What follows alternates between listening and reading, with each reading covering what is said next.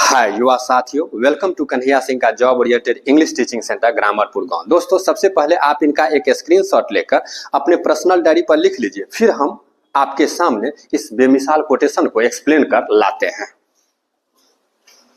हाय युवा साथियों, अस्तो मां सद्गमयः तमसो मां ज्योतिर्गमयः, अर्थात हे मां मुझे असत्य से सत्य की ओर ले चलो, अज्ञान से ज्ञान की ओर ले चलो।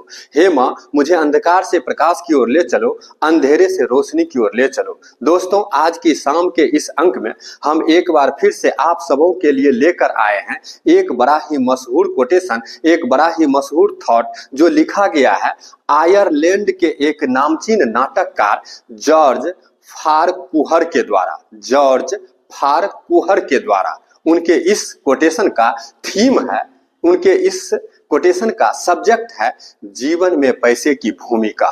जीवन में पैसे की भूमिका। आइए उनकी बेमिसाल रचना का अध्ययन किया जाए। उन्होंने लिखा है, money is the sinews of love as far war. Just listen to me, money is the sinews of love as far war. क्या मतलब इसका? इसका मतलब है कि पैसा प्रेम का नस होता है वैसे ही जैसे युद्ध का। पैसा प्रेम का नस होता है वैसे ही जैसे युद्ध का। कहने का मतलब है कि जिस तरह शरीर को चलाने के लिए नसों की मजबूती जरूरी होती है, उसी तरह युद्ध को जारी रखने के लिए भी लगातार धन की आवश्यकता होती है।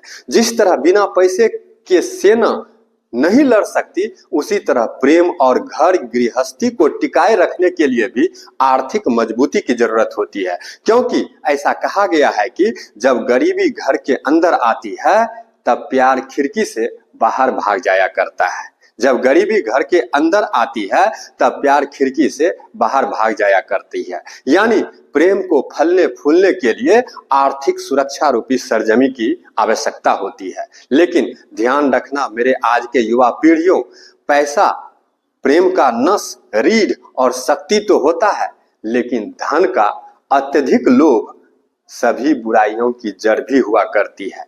पैसा प्रेम का नस, रीढ़ और शक्ति तो होता है, लेकिन धन का अत्यधिक लोभ सभी बुराइयों की जड़ भी हुआ करती है। दोस्तों, ये कोटेशन आपको कैसा लगा आप जरूर हमें कमेंट बॉक्स में आकर प्रेषित करेंगे। आज के लिए बस इतना ही। Thanks and take care please. जय जवान, जय किसान, जय विज्ञान।